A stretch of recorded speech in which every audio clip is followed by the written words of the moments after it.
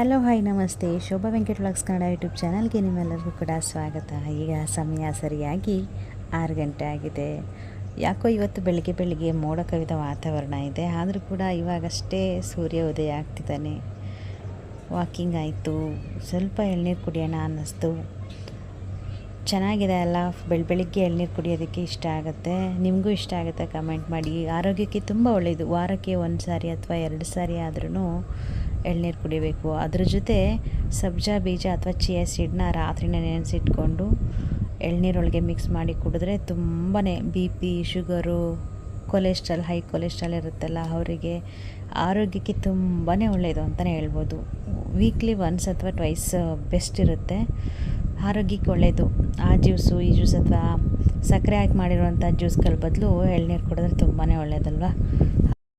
ಇದು ಶುಕ್ರವಾರದ ವ್ಲಾಗ್ ಆಗಿರುತ್ತೆ. ತುಂಬ ಜನ ಕೇಳ್ತಾಯಿದ್ರು, ನೀವು ಅರಿಶಿನ ಹಚ್ಚಿದಾಗ 3 ದಿನ 4 ದಿನ ಆದರೂ ಹಾಗೆ ಇರುತ್ತೆ, ಏನೆಲ್ಲ ಹಾಕಿ ಹಚ್ತೀರಾ, ಘಮ ಪರಿಮಳ ಬರುತ್ತೆ ಅಂತ. ಸೊ ಏನೆಲ್ಲ ಹಾಕಿ ನಾನು ಹೊಸ್ಲಿಗೆ ಅರಿಶಿನ ಎಲ್ಲ ಹಚ್ತೀನಿ ಅಂತ ಇವತ್ತು ವಿಡಿಯೋ ತೋರಿಸ್ತಾ ಇದ್ದೀನಿ.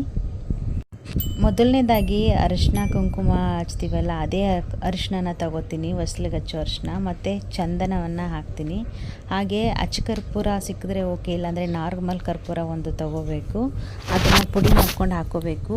ಮತ್ತು ಇದು ಜವಾದ್ ಪೌಡ್ರ್ ಅಂತ ಹೇಳ್ತೀವಿ. ನಾವು ದೀಪ ಹಚ್ಚಬೇಕಾದ್ರೆ ದೀಪಕ್ಕೆ ಹಾಕಿದ್ರೆ ಘಮ ಸ್ಮೆಲ್ ಬರುತ್ತೆ. ಅದೇ ರೀತಿ ಈ ಜವಾದ್ ಪೌಡರ್ನ ಸ್ವಲ್ಪ ಲೈಟಾಗಿ ಹಾಕ್ಕೊಂಡ್ರೆ ಹೊಸ್ಲತ್ರ ಯಾವಾಗಲೂ ಘಮ ಪರಿಮಳ ಇರಬೇಕು. ಮತ್ತು ಸ್ವಲ್ಪ ಗೋಮೂತ್ರ ಹಾಕೋತಾ ಇದ್ದೀನಿ, ಲೈಟಾಗಿ, ಜಾಸ್ತಿನೂ ಹಾಕೋಬೇಡಿ. ಹಾಗೆ ಸ್ವಲ್ಪ ನೀರು, ಇಷ್ಟು ಹಾಕಿ ಚೆನ್ನಾಗಿ ಕಲಿಸ್ಕೊಂಡ್ರೆ ಘಮ ಫ್ಲೇವರ್ ಬರುತ್ತೆ. ಸಂಜೆ ಸಮಯದಾಗಲಿ ಅಥವಾ ಬೆಳಗಿನ ಸಮಯದಲ್ಲಾಗಲಿ ಈ ರೀತಿ ಘಮ ಪರಿಮಳಯುಕ್ತವಾಗಿರುವಂಥ ಅರಿಶಿನವನ್ನು ಹಚ್ಚಿ ಪರಿಮಳ ಭರಿತವಾಗಿರುವಂಥ ಹೂಗಳನ್ನು ಹಾಕಿ 12 ಅಥವಾ 24 ಎಳೆಗಳನ್ನು ಬಿಟ್ಟು ರಂಗೋಲಿ ಹಾಕಿದ್ರೆ ಲಕ್ಷ್ಮಿ ಮನೆಯಲ್ಲಿ ನೆಲೆಸ್ತಾಳೆ ಅಂತ ದೊಡ್ಡೋರು ಹೇಳ್ತಾರೆ. ಸೊ ಹಾಗಾಗಿ ಇದೇ ರೀತಿ ನಾನು ಅರಿಶಿನ ಹಚ್ಚೋದು. ಇದು 3 ರಿಂದ 4 ದಿನ ಆದ್ರೂ ಹಾಗೆ ಇರುತ್ತೆ. ನಾನು ಡೈಲಿ ಒರೆಸ್ಬಿಟ್ಟು ರಂಗೋಲಿನ ಹಾಕೋತೀನಿ. 3 ದಿನ 4 ದಿನ ಆದರೂ ಅದು ಹೋಗಲ್ಲ ಅಂತಂದ್ಬಿಟ್ಟು ಹಾಗೆ ಬಿಡಬಾರ್ದು. ಹೊಸ್ಲನ್ನ ಡೈಲಿ ಬೆಳಿಗ್ಗೆ ಸಂಜೆ ನೀಟಾಗಿ ಬಟ್ಟೆಯಲ್ಲಿ ಕ್ಲೀನ್ ಮಾಡಬೇಕು, ಪೊರ್ಕೆಯಲ್ಲಿ ಕ್ಲೀನ್ ಮಾಡಬಾರ್ದು. ಹಾಗೆ ಒರೆಸಿ ನೀಟಾಗಿ ನಾನೀಗ ತೋರಿಸ್ಕೊಟ್ನಲ್ಲ, ಈ ಥರ ಮಾಡಿಟ್ಕೊಂಡು ನೀಟಾಗಿ ಆರಾಮಾಗಿ ರಂಗೋಲಿ ಹಾಕಿ ಬಿಟ್ರೇ ತುಂಬ ಒಳ್ಳೆಯದು. ಡೈಲಿ ಕ್ಲೀನ್ ಮಾಡ್ಕೋಬೇಕು. ಹೊಸ್ಲು ಅನ್ನೋದು ಯಾವಾಗಲೂ ಅದೃಷ್ಟ ಲಕ್ಷ್ಮಿ ಮತ್ತು ದರಿದ್ರ ಲಕ್ಷ್ಮಿ ಇಬ್ಬರು ಇರ್ತಾರೆ. ನಾವು ನೀಟಾಗಿ ಕ್ಲೀನ್ ಮಾಡಿಲ್ಲ ಅಂತ ಅಂದರೆ ದರಿದ್ರ ಲಕ್ಷ್ಮಿ ಒಳಗೆ ಬರ್ತಾಳೆ. ನಾವು ಚೆನ್ನಾಗಿ ಕ್ಲೀನ್ ಮಾಡಿಕೊಂಡ್ರೆ ಲಕ್ಷ್ಮಿ ಒಳಗಡೆ ಬರ್ತಾರೆ. ನಮ್ಮ ಮನೆಯ ಯೋಗಕ್ಷೇಮ ಯಾವಾಗಲೂ ಹೇಗಿರಬೇಕು ಅಂತ ಗೃಹಿಣಿಯರು ಡಿಸೈಡ್ ಮಾಡ್ತಾರೆ. ಸೊ ಹಾಗಾಗಿ ನಮ್ಮ ಮನೆಯಲ್ಲಿ ಸುಖ, ಸಂತೋಷ, ನೆಮ್ಮದಿ ಕೂಡಿರಬೇಕು ಅಂತಂದರೆ ಯಾವಾಗಲೂ ಹೊಸ್ಲಿಗೆ ಹಿಂಗೆ ರಂಗೋಲಿಯನ್ನು ಹಾಕಿ ಅರಿಶಿನ ಹಚ್ಚಿ ಘಮಭರಿತವಾದಂಥ ಹೂಗಳನ್ನು ಇಡಬೇಕು. ಹಾಗೆ ನಾವು ಮನೆ ಒಳಗಡೆ ಹೋಗ್ಬೇಕಂದ್ರೆ ಬಲಗಡೆ ಒಂದು ಕಲಶಕ್ಕೆ ಅಥವಾ ತಂಬಿಗೆ ಅಂತ ಹೇಳ್ತೀರಿ, ಚಿಕ್ಕ ತಂಬಿಗೆ ಬರುತ್ತಲ್ಲ, ನಾನು ಕಳಸದಲ್ಲಿ ಇಟ್ಟಿದ್ದೀನಲ್ಲ, ಅದಕ್ಕೆ ನೀರು ಹಾಕಿ ಹೂವನ್ನು ಹಾಕಿಡಬೇಕು. ಹಣಕಾಸಿನ ಸಮಸ್ಯೆ ಇದ್ದರೆ ಪರಿಹಾರ ಆಗುತ್ತೆ, ಹೋಗುವಂಥ ಕೆಲಸಗಳೆಲ್ಲ ಸರಿ ಹೋಗುತ್ತೆ.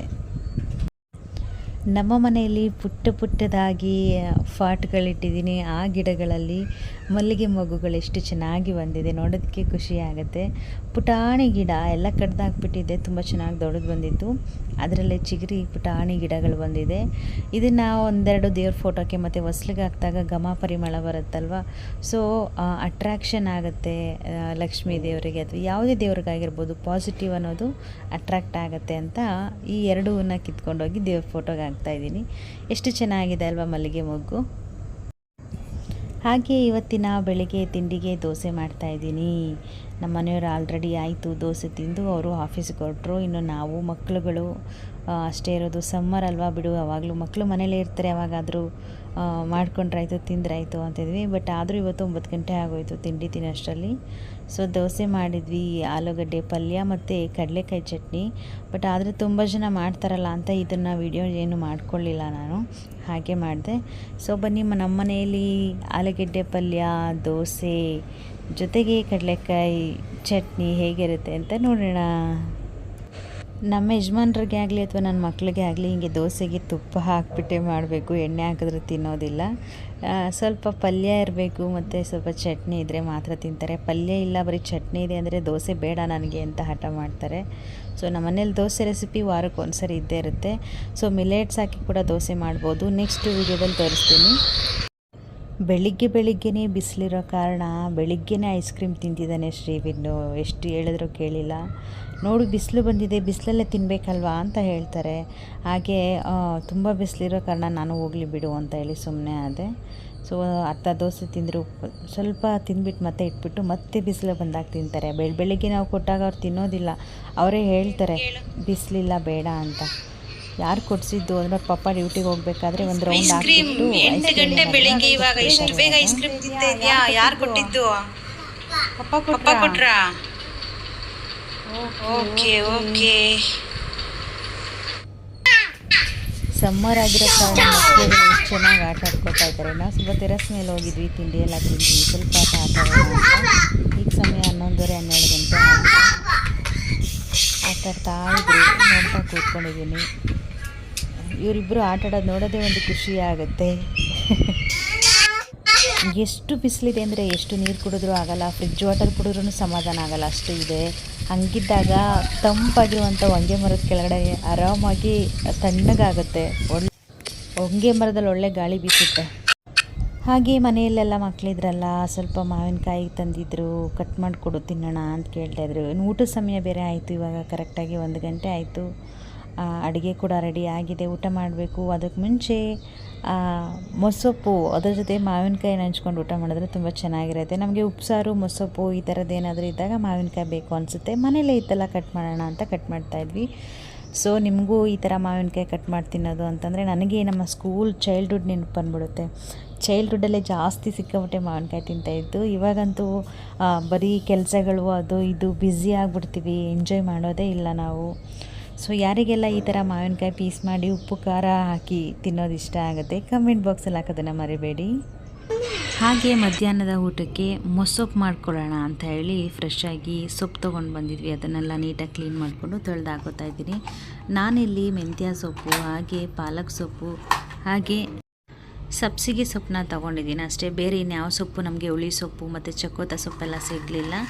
ಸೊ ಇರೋ ಸೊಪ್ಪಲ್ಲಿ ಮಾಡ್ಕೊಳ್ಳೋಣ, ತುಂಬ ಚೆನ್ನಾಗಿರುತ್ತೆ. ಮೊಸೊಪ್ಪು ಅಂದರೆ ಮಕ್ಕಳಿಗೆ ತುಂಬ ಇಷ್ಟ ಆಗುತ್ತೆ, ಮತ್ತು ಆಲ್ಮೋಸ್ಟ್ ಎಲ್ಲ ಗ್ರೀನ್ ಇರೋದಕ್ಕೆ ಇಷ್ಟಪಡ್ತಾರೆ, ಪೋಷಕಾಂಶಗಳು ಚೆನ್ನಾಗಿ ಸಿಗುತ್ತೆ ಅಂದ್ಬಿಟ್ಟು ಇವತ್ತು ಮೊಸೊಪ್ಪೆ ಮಾಡೋಣ ಅಂತ ಡಿಸೈಡ್ ಮಾಡಿದೆ.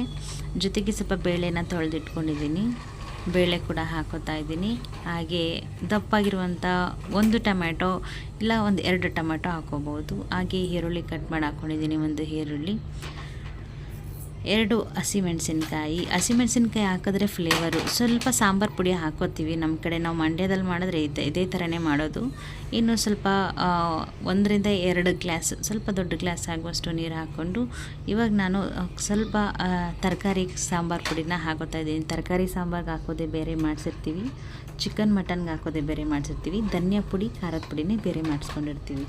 ಇದು ತರಕಾರಿ ಸಾಂಬಾರ್ಗೆ ಹಾಕುವಂಥ ಸಾಂಬಾರು ಪುಡಿ 1 ಸ್ಪೂನು 1.5 ಸ್ಪೂನ್ ಸಾಕು. 2 ರಿಂದ 3 ವಿಜಿಲ್ ಹಾಕ್ಸಿದ್ರೆ ಬೇಳೆನೂ ಚೆನ್ನಾಗಿ ಬೆಂದ್ಕೊಂಡಿರುತ್ತೆ, ಹಾಗೆ ಸೊಪ್ಪು ಚೆನ್ನಾಗಿ ಬೆಂದಿರುತ್ತೆ. ಬನ್ನಿ ನೋಡೋಣ, 2 ರಿಂದ 3 ವಿಜಿಲ್ ಆಗ್ತಾಯಿದೆ, ಆದಮೇಲೆ ಹೇಗಿರುತ್ತೆ ಅಂತ ನೋಡೋಣ. 3 ವಿಸಿಲ್ ಹಾಕ್ಸಿದ್ದು ಕರೆಕ್ಟಾಗಿ ಚೆನ್ನಾಗಿ ಬೆಂದಿದೆ, ಬೇಳೆನೂ ಕೂಡ ಅಷ್ಟೇ ಪರ್ಫೆಕ್ಟಾಗಿ ಬೆಂದಿದೆ. ಇವಾಗ ಇದನ್ನೆಲ್ಲ ಫುಲ್ಲು ಮಸ್ತ್ಕೊಂಡ್ಬಿಡೋಣ. ಮೊಸೊಪ್ಪು ಅಂತ ಹೇಳ್ತೀವಲ್ವ, ಕೆಲವೊಬ್ಬರು ಮಿಕ್ಸಿಗೆ ಹಾಕಿ ರುಬ್ತಾರೆ, ನಾವು ಮಿಕ್ಸಿಗೆ ಹಾಕಿ ರುಬ್ಬೋದಿಲ್ಲ, ಜಸ್ಟ್ ಹಾಗೆ ಮಸ್ಕೊತೀವಿ. ಮಸ್ಕೊಂಡ್ರೆ ಅದರಲ್ಲಿರುವಂಥ ಫ್ಲೇವರ್ಸ್ ಎಲ್ಲ ನೀಟಾಗಿ ಗೊತ್ತಾಗುತ್ತೆ. ಸ್ವಲ್ಪ ತಿನ್ನಬೇಕಾದ್ರೆ ಬಾಯಿಗೆ ಸೊಪ್ಪು ಕಾಳು ಈ ಥರದ್ದೆಲ್ಲ ಸಿಕ್ಕಿದ್ರೆ ಟೇಸ್ಟ್ ಚೆನ್ನಾಗಿ ಸಿಗುತ್ತೆ. ಫೈನಲಾಗಿ ಮಸ್ಕೊಂಡಾಗ ಒಂದು 5 ರಿಂದ 10 ನಿಮಿಷ ಆಗುತ್ತೆ ಮಸ್ಯೋದಷ್ಟೇ. ಈ ಸ್ಟೇಜಿಗೆ ಬರುತ್ತೆ ನೋಡಿ, ಎಷ್ಟು ಕಲರ್ಫುಲ್ಲಾಗಿ ಕಾಣಿಸ್ತಾ ಇದೆ. ಅಂದರೆ ಪಾಲಕ್ ಸೊಪ್ಪು ಹಾಕಿರ್ತೀವಲ್ವ, ಸೊ ಅದನ್ನೆಲ್ಲ ಕಲರ್ ಬಿಡುತ್ತಲ್ವ, ಸೊ ಗ್ರೀನರಿಯಾಗಿ ನೀಟಾಗಿ ಚೆನ್ನಾಗಿ ಕಾಣಿಸುತ್ತೆ ಅವಾಗ. ಸೊ ಟೇಸ್ಟು ಅಷ್ಟೇ ತುಂಬ ಚೆನ್ನಾಗಿರುತ್ತೆ. ಸೊ ಫೈನಲಿ ಇವಾಗ ಒಗ್ಗರಣೆ ಹಾಕೊಳ್ಳೋವಂಥ ಸಮಯ ಬಂತು. ಮೇಯ್ನು ಮೊಸೊಪ್ಪು ಸಾಂಬಾರಿಗೆ ಒಗ್ಗರಣೆ ಹಾಕಬೇಕು ಅಂತಂದರೆ ಎಣ್ಣೆ ಅಥವಾ ತುಪ್ಪ ಯೂಸ್ ಮಾಡ್ತಾರೆ, ನಾನು ತುಪ್ಪ ಯೂಸ್ ಮಾಡ್ತಾಯಿದ್ದೀನಿ. ಹಳ್ಳಿ ಕಡೆ ಕಲ್ಲು ಬರುತ್ತೆ, ಕಲ್ಲಲ್ಲಿ ಸೌಟಲ್ಲಿ ಒಗ್ಗರಣೆ ಹಾಕ್ತಾರೆ, ತುಂಬ ಚೆನ್ನಾಗಿ ಬರುತ್ತೆ. ನಾವಿವಾಗ ಕಲ್ಲು ಯೂಸ್ ಮಾಡ್ತಿಲ್ಲ, ಸೊ ಹಂಗಾಗಿ ನಾರ್ಮಲಾಗಿ ಹಾಕ್ತಾಯಿದ್ದೀವಿ. 2 ಒಣಮೆಣಸಿನ್ಕಾಯಿನ ತೊಗೊಂಡಿದ್ದೀನಿ, ಸಾಸಿವೆ ತೊಗೊಂಡಿದ್ದೀನಿ, 1 ಅಥವಾ ಅರ್ಧ ಟೇಬಲ್ ಸ್ಪೂನ್ ಆಗುವಷ್ಟು ಜೀರಿಗೆ. ಇದಕ್ಕೆ ಮೇಯ್ನು ಬೆಳ್ಳುಳ್ಳಿನೇ ಸಿಕ್ಕಾಪಟ್ಟೆ ಟೇಸ್ಟ್ ಕೊಡುವಂಥದ್ದು. ಬೆಳ್ಳುಳ್ಳಿ ಹಾಕಿದ್ರೆ ಹಿಂಗೆ ಹಾಕಬಾರ್ದು, ಹಿಂಗೆ ಹಾಕಿದ್ರೆ ಬೆಳ್ಳುಳ್ಳಿ ಹಾಕಬಾರ್ದು, ಎರಡರಲ್ಲಿ ಒಂದು ಫ್ಲೇವರ್ ಹೋಗಿಬಿಡುತ್ತೆ. ಸೊ ನಾನು 2 ಇಷ್ಟ ಆಗುತ್ತೆ ಅಂತ ಹಾಕೋತಾ ಇದ್ದೀನಿ. ಸ್ವಲ್ಪ ಕರಿಬೇವನ್ನ ಹಾಕೋಬೇಕು. ಇದು ತಳ ಹಿಡಿದೇ ಇರೋ ಹಾಗೆ ಲೈಟಾಗಿ ಹಾಕ್ಕೊಂಡ್ರೆ ಸಾಕು. ಇವಾಗ ಒಗ್ಗರಣೆ ಎಲ್ಲ ರೆಡಿ ಆಗಿದೆ. ನಾವು ಮಸ್ತ್ ಇಟ್ಕೊಂಡಿರುವಂಥ ಮೊಸಪ್ಪನ್ನ ಇವಾಗ ಹಾಕ್ಕೊಳ್ಳೋಣ. ಘಮ ಫ್ಲೇವರ್ ತುಂಬ ಚೆನ್ನಾಗಿ ಬರ್ತಾಯಿದೆ. ಇವಾಗ ಕನ್ಸಿಸ್ಟೆನ್ಸಿ ನಿಮಗೆ ಎಷ್ಟು ಬೇಕು ಅಷ್ಟು ನೀರನ್ನು ಹಾಕೋಬೇಕು. ನಾನು 3ರಿಂದ 4 ಜನಕ್ಕೆ ಆಗುವಂಗೆ ಮಾಡ್ತಾಯಿದ್ದೀನಿ. ಸೊ ಕನ್ಸಿಸ್ಟೆನ್ಸಿ ಸಾಕಿಷ್ಟು ಅಂತ ಅನಿಸುತ್ತೆ. ಯಾಕೆಂದರೆ ತುಂಬ ತೆಳುವಾದ್ರೂ ಚೆನ್ನಾಗಿರೋದಿಲ್ಲ ಮೊಸಪ್ಪು, ಅಥವಾ ತುಂಬ ಗಟ್ಟಿ ಆದ್ರೂ ಚೆನ್ನಾಗಿರೋದಿಲ್ಲ. ಇಷ್ಟು ಕನ್ಸಿಸ್ಟೆನ್ಸಿ ಸಾಕು ಅನಿಸುತ್ತೆ. ನಿಮಗೆ ಯಾವ ರೀತಿ ಕನ್ಸಿಸ್ಟೆನ್ಸಿ ಬೇಕು, ಕೊನೆಗೆ ನೀವು ಸಾಲ್ಟ್ ಎಷ್ಟು ಬೇಕು ಅಂತ ನೋಡಿ ಹಾಕ್ಕೊಳ್ಳಿ. ನಾನು ಫೈನಲಿ ಒಂದು 1/2 ಸ್ಪೂನಷ್ಟು ಹಾಕೋತಾ ಇದ್ದೀನಿ. ಫೈನಲಿ ಬಿಸಿ ಬಿಸಿಯಾದ ಮೊಸಪ್ಪು ರೆಡಿಯಾಗಿದೆ. ಬಿಸಿ ಬಿಸಿ ರಾಗಿ ಮುದ್ದೆ ಅಥವಾ ಬಿಸಿ ಬಿಸಿ ಅನ್ನ ಜೊತೆ ಒಳ್ಳೆ ಕಾಂಬಿನೇಷನ್ ಆಗಿರುತ್ತೆ. ಮಧ್ಯಾಹ್ನದ ಊಟ ರಾತ್ರಿ ಊಟಕ್ಕೂ ಓಕೆ. ಈಗ ಸರಿಯಾಗಿ ಸಮಯ 2 ಗಂಟೆ, ಮಧ್ಯಾಹ್ನದ ಊಟದ ಸಮಯ ಆಗಿದೆ. ಸಮ್ಮರ್ ಆಗಿರೋ ಕಾರಣ ಲೇಟಾಗಿ ತಿಂದರೂ ಆಗುತ್ತೆ ಅನಿಸುತ್ತೆ, ಆದರೂ 2 ಗಂಟೆ ಆಗೋಗಿದೆ. ಬಿಸಿ ಬಿಸಿ ರಾಗಿ ಮುದ್ದೆ ಜೊತೆ ನಮ್ಮ ಮಂಡ್ಯ ಸ್ಟೈಲಲ್ಲಿ ಮಾಡಿರುವಂಥ ಮೊಸಪ್ಪು, ಹಾಗೆ ಸ್ವಲ್ಪ ರೈಸ್ ತಿಂದರೆ ಸಾಕು, ಹೊಟ್ಟೆ ತುಂಬೋಗ್ಬಿಡುತ್ತೆ. ಇದು ದೊಡ್ಡವ್ರಿಗೆ ಇಷ್ಟು ದಪ್ಪ ಕೊಡ್ಬೋದು, ನಾವೆಲ್ಲ ಇದರಲ್ಲಿ ಅರ್ಧ ತಿಂತೀವಿ ಅಷ್ಟೇ ಮುದ್ದೆ. ಸೊ ತುಪ್ಪ ಹಾಕ್ಕೊಂಡು ತಿಂತಾಯಿದ್ರೆ ಅದ್ರ ಟೇಸ್ಟೇ ಬೇರೆ. ಜೊತೆಗೆ ಮಾವಿನಕಾಯಿ, ಸೌತೆಕಾಯಿ ಬೇರೆ ಇರುತ್ತಲ್ವ. ಸೊ ಒಮ್ಮೆ ಟ್ರೈ ಮಾಡಿ ನೋಡಿ. ಈ ರೀತಿ ಮೊಸಪ್ಪು ಮನೆಯಲ್ಲಿ ಅಲ್ಪ ಸ್ವಲ್ಪ ಸೊಪ್ಪು ಸಿಕ್ಕಿದ್ರೆ ಸಾಕು, ಬೇಳೆ ಇದ್ದರೆ ಸಾಕು, ರುಚಿಕರವಾಗಿರುವಂಥ ಆರೋಗ್ಯಕರವಾಗಿರುವಂಥ ಅಡುಗೆಯನ್ನು ಮಾಡ್ಬೋದು. ಎಷ್ಟು ಟೇಸ್ಟಿಯಾಗಿದೆ, ಘಮ ಸ್ಮೆಲ್ ತುಂಬ ಬರ್ತಾಯಿದೆ. ಟೇಸ್ಟ್ ಮಾಡಿ ನೋಡೋಣ ಹೇಗಿದೆ ಅಂತ. ಸಾಫ್ಟಾಗಿರುವಂಥ ರಾಗಿ ಮುದ್ದೆ ಜೊತೆ ತುಪ್ಪ ಹಾಕಿರುವಂಥ ಮೊಸಪ್ಪು, ಬೇಳೆ ತಿಂತಾಯಿದ್ದಾಗ ಆ ಬೇಳೆ ಮತ್ತು ಸೊಪ್ಪು ಬಾಯಿಗೆ ಸಿಗುತ್ತಲ್ಲ, ಆ ಘಮನೇ ಫ್ಲೇವರ್ ಸೂಪರ್ ಇರುತ್ತೆ. ಮತ್ತು ಒಗ್ಗರಣೆಗೆ ಹಾಕಿರುವಂಥ ಮೆಣಸಿನ್ಕಾಯಿ, ಬೆಳ್ಳುಳ್ಳಿ ಘಮ ಚೆನ್ನಾಗಿ ಬರ್ತಾ ಇರುತ್ತೆ. ತಿಂದಾಗ ಸೂಪರ್ ಟೇಸ್ಟ್ ಸಿಗುತ್ತೆ ಮಾತ್ರ. ಸ್ವರ್ಗನೇ. ಮುದ್ದೆ ಮತ್ತು ಮೊಸಪ್ಪು ಸಾಂಬಾರು ತಿಂತಿದ್ರೆ ಸ್ವರ್ಗನೇ ಹತ್ರದಲ್ಲಿದೆ ಅಂತ ಅನಿಸುತ್ತೆ. ಆರೋಗ್ಯಕರವಾಗಿರುವಂಥ ಹೆಲ್ದಿ ಆಗಿರುವಂಥ ರಾಗಿ ಮುದ್ದೆ ಮೊಸಪ್ಪು.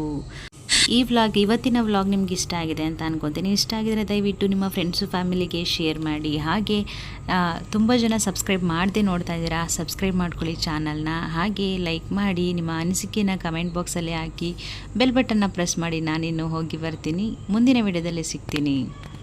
ವಿಡಿಯೋ ನೋಡಿ ಪ್ರೋತ್ಸಾಹ ಕೊಟ್ಟ ನನ್ನೆಲ್ಲ ಯೂಟ್ಯೂಬ್ ಫ್ಯಾಮಿಲಿಗೆ ಧನ್ಯವಾದಗಳು.